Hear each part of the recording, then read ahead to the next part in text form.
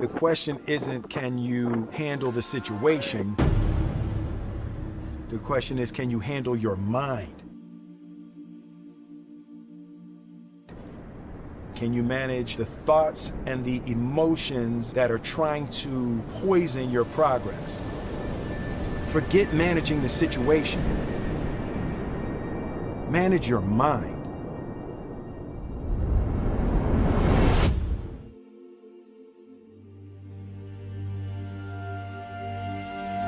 Don't matter whose fault it is that something is broken, if it's your responsibility to fix it.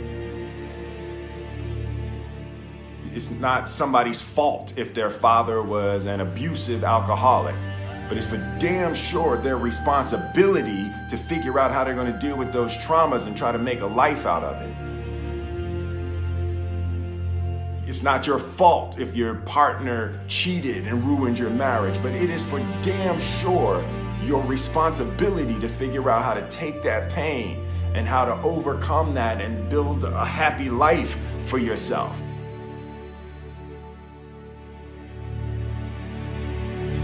Fault and responsibility do not go together. It sucks, but they don't. When something is somebody's fault, we want them to suffer. We want them punished. We want them to pay. We want it to be their responsibility to fix it, but that's not how it works, especially when it's your heart. Your heart, your life, your happiness is your responsibility and your responsibility alone. Fear is not real.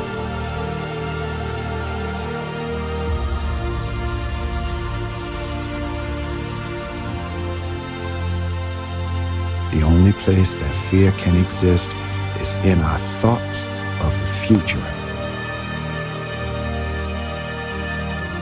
It is a product of our imagination, causing us to fear things that do not at present and may not ever exist.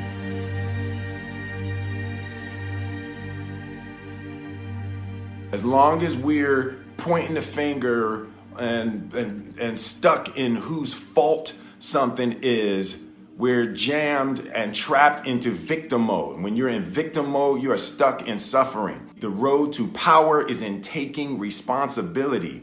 Your heart, your life, your happiness is your responsibility and your responsibility alone.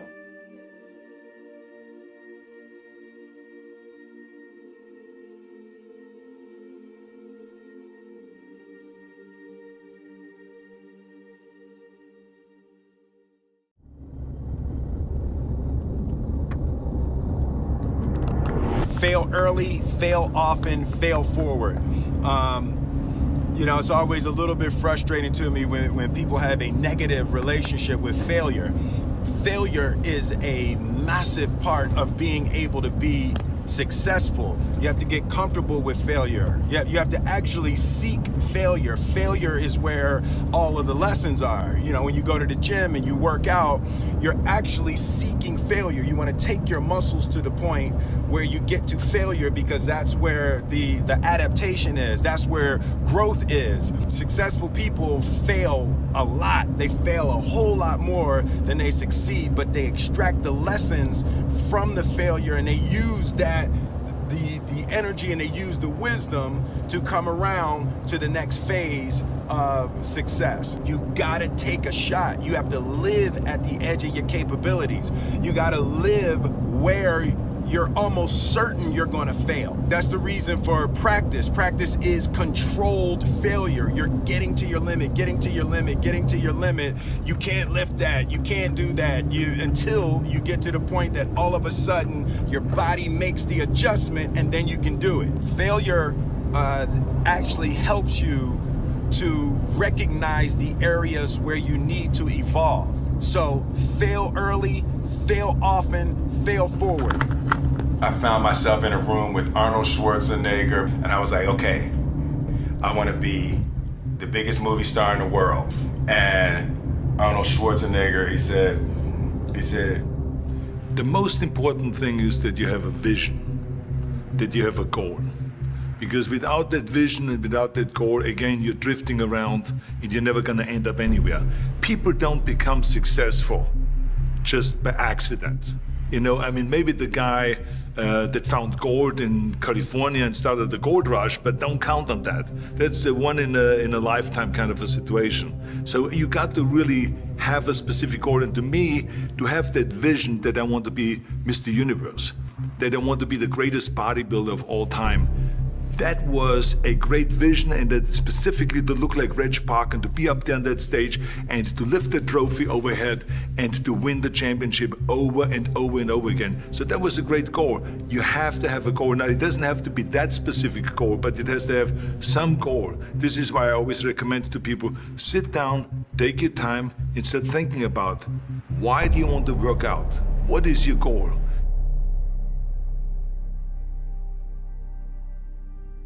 Dreams without goals remain dreams, just dreams, and ultimately fuel disappointment. Dreams without goals, yearly goals, life goals, daily goals, monthly goals, hourly goals, minute by minute goals. Dreams without goals are just dreams, and they ultimately fuel disappointment. Goals on the road to achievement cannot be achieved without discipline and consistency. Successful people fail a lot. They fail a whole lot more than they succeed, but they extract the lessons from the failure and they use that, the energy, and they use the wisdom to come around to the next phase of success. When you had that third failure in a row, did you think, I need to pack this in? Never. Why not? I don't ever give up. I mean, I'd have to be dead or completely incapacitated. The only thing that I see that is distinctly different about me is I'm not afraid to die on a treadmill. I will not be outworked. Right. Period. Yeah. You know, you might have more talent than me. You might be smarter than me. You might be sexier than me. You might be all of those things. You got it on me in 9 categories. But if we get on the treadmill together, right, there's 2 things. You're getting off first, or I'm going to die. It's really that simple. So you got to have some reasons that when life knocks you down, and it's going to, it's going to knock you down. When people disappoint you, and that's going to happen. When they betray you, and that's going to happen. When they lie to you, and that's going to happen. When they say, oh, you can count on me, and they won't show up, and that's going to happen. When you want to throw in the towel and give up yourself, and that's going to happen. When life collapses on you and catch you on the blind side, it drop you to your knees and start choking you. What reason can you remember that you can call on, that you can reach on, that can make you get back up? Find that reason. Because when life had knocked me down, I said, life, I'm doing this because I want to make my mama proud of me. I'm doing this because I want my children to have a better life than what I have. I'm doing this because all my life I've been told I'd be a loser, that I wouldn't make it. All my life I heard people say, maybe take them back to the welfare department. I'm doing this to make them alive. I believe, like Frank Sinatra, he said the best revenge in life is massive success. So first, we have to define success for ourselves. And then we have to put in the work to maintain it. Take that daily tally. Tend our garden. Keep the things that are important to us in good shape. I mean, let's admit it. We've all got 2 wolves in us. A good one and a bad one. And they both want to eat. Best I can tell, we just got to feed that good one a little more than the other. It is proven that the kids don't do as well in school, that subcultures of crime break out in the community, because if you don't see better, you don't do better. What they have learned over time is that mixed income housing does the best, so that the kid who's on welfare lives across the street from the kid whose daddy is a doctor. Because if you can see up, oh, come on. You might not have it, but if you can see it in your neighborhood, you learn to put a demand on life and expect more for yourself. Because you say, if he can do it, But if you don't see anybody doing it, you stop reaching for it. And you cannot receive anything you're not reaching for. If all you've ever seen is poverty, if all you've ever seen is domestic violence, let me tell you, you like the idea of happily married, but you will pick somebody who's mean because the nice guy is boring. And the nice guy who fell in love, oh, I don't know, he's nice, but I'm just not attracted to him. You're attracted to what you're exposed to. And even though you say you don't want it, you end up wanting what your normal is.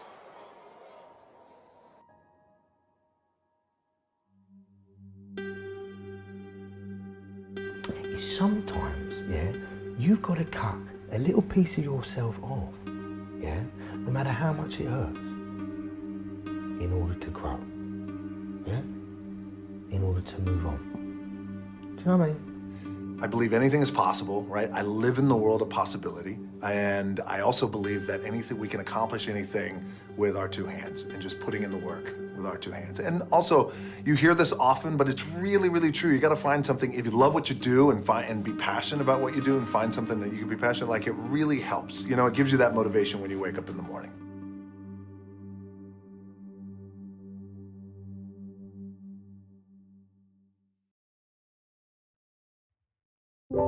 Sometimes life's going to hit you in the head with a brick. Don't lose faith. I'm convinced that the only thing that kept me going was that I loved what I did. You've got to find what you love, and that is as true for work as it is for your lovers. Your work is going to fill a large part of your life, and the only way to be truly satisfied is to do what you believe is great work. And the only way to do great work is to love what you do. If you haven't found it yet, keep looking. And don't settle. As with all matters of the heart, you'll know when you find it. Fail early, fail often, fail forward. You know, it's always a little bit frustrating to me when people have a negative relationship with failure. Failure is a massive part of being able to be successful. You have to get comfortable with failure. You have to actually seek failure. Failure is where all of the lessons are. Fail early, fail often, fail forward. I'm not going to win. I'm going to get destroyed.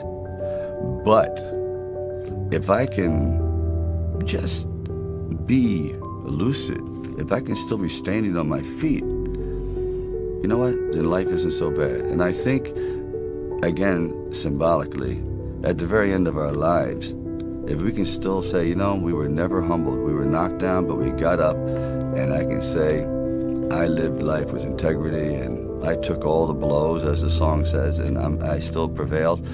I think that's a good epitaph for anyone.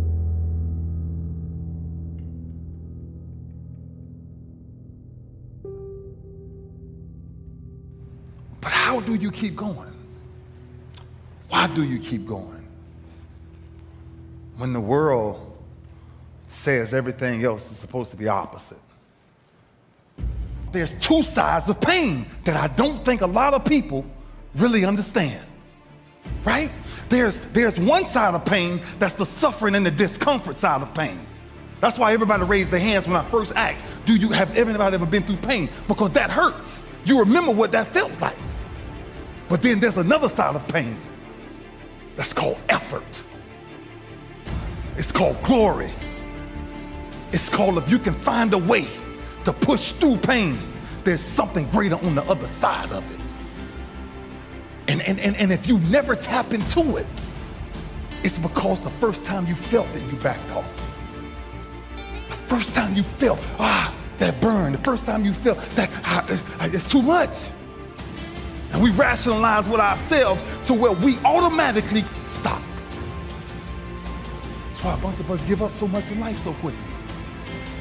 But suppose I told you the greatest pain of my life is the reason I'm standing here today. Suppose I was able to share with you My routine was so crazy, man. I was seeing almost 9 doctors for 9 weeks. 6 a.m. to 2 a.m. every morning. 10 days from tricep repair surgery. Didn't have enough strength. And I sat there for 30 minutes until I made up in my mind, stop crying. Make a choice. Like, you just decide what it's going to be, who you're going to be, how you're going to do it. Just decide. And then from that point, the universe is going to get out your way. It's like, it's water. It wants to move and go around stuff, you know. Bruce Lee said, empty your mind. Be formless, shapeless, like water.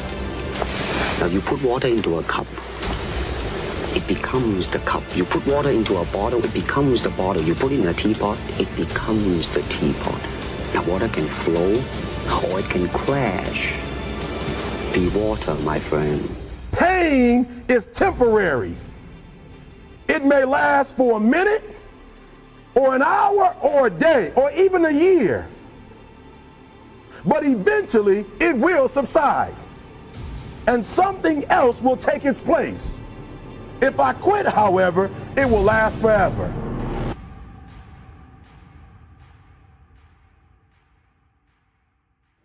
Courage. Courage is the key to life itself. There are a lot of people who are born in situations where they say, well, I'll never get out of this. So they won't. I say to people who say, well, I would like to have done so and so and so. So, well, you could have done it. So, well, I couldn't get out of here.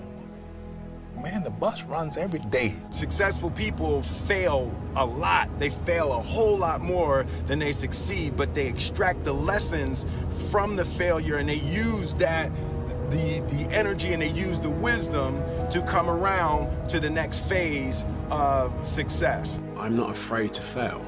I'm not afraid to fall over, make a mistake. That oftentimes cripples people on the onset of getting into anything. The first time I ever picked up the DJ decks, it was horrible. Horrible now. But I'm not afraid of that. I'm not afraid of that feeling. It actually propels me. It works quite the opposite.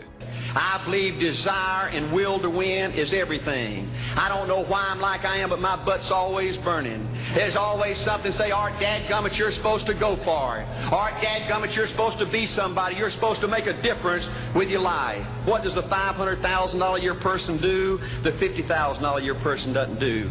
You look at the outside and study those two individuals, everything seems to be the same.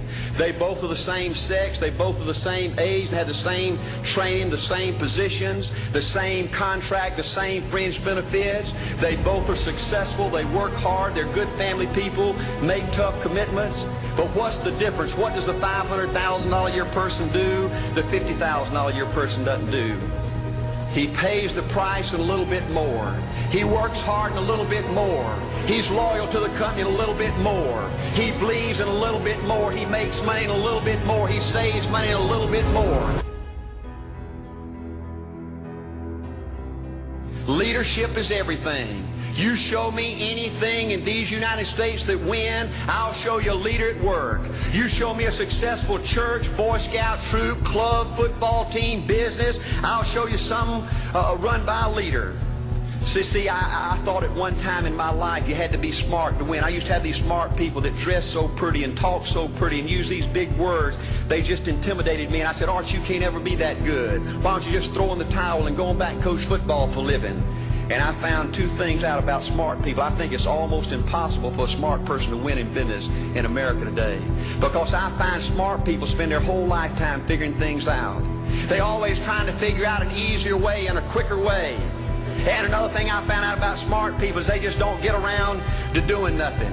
And see, somebody like Art Williams, everybody said, well, he can't do it. And somebody like that can't do it. But he does it. See, folks, I want you to know almost everybody in America almost does enough to win. They almost get there. They almost are over the hump. They almost have it going. They almost in everything they do. Almost is a way of life to almost everybody in America. But the winners do it. What do? They do whatever it takes to get the job done. They do it, and do it and do it and do it and do it until the job gets done. And then they talk about how great it is to be somebody they're proud of. We need leaders in America who can do it. If you want to become somebody, do it. If you want to go in business for yourself, do it. If you want to become financially independent, do it. I hear too much talk in these United States. Everybody can talk a good game. We need people in America who can do it. I go all over this country with A.L. Williams, and I have people say, Art, you can count on me. Wonderful. Just do it. Art, I guarantee you this is my last stop. I'm going to win now. Super duper. Just do it. Art, if I could just have one good month and get the ball going, I know I could make it big. Super. Just do it. Art, if I could just pay off this debt, I could really go. Great. Just do it. Art, if I could just sell my house. Do it. But houses ain't selling. Do it anyway. Art, I'm not making any money. What can I do? You just do it. Do what, Art? You do it and do it and do it. Art, I guarantee I'm gonna win this contest. Super duper. Just do it. Art, I'm over the hump now. Watch my smoke. Great. Just do it. Art, I want to make it so bad I can taste it. What I do, you just do it. Art, I'm a vice president now. Can I quit doing it? No. Art, I don't know if I can keep on keeping on. I'm really hurting what I do. You just do it. Do what, Art? You do it and do it and do it. Art, all my life I wanted to be somebody important. Well, what do it then? Art, I'm going to save money so I don't have to go through this again. Great. Just do it. Art, I don't feel like I've had enough training. What I do? You just do it. Art, my manager don't give me no help. What I do? You just do it. Art, you don't understand. I was Mr. Everything in my former company. You don't mean I have to start off down at the bottom and do it, do you? Yep, you really got to do it.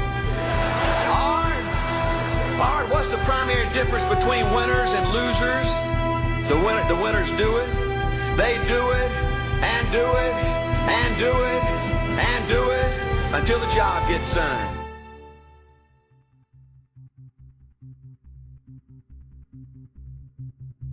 I represent hard work, determination, motivation. I think without a doubt, if anything else, by watching me, it's simply an example of hard work pays off. That's it. What you put into your craft, you can get out to it if you put 110% into it. And I'm just an example of that.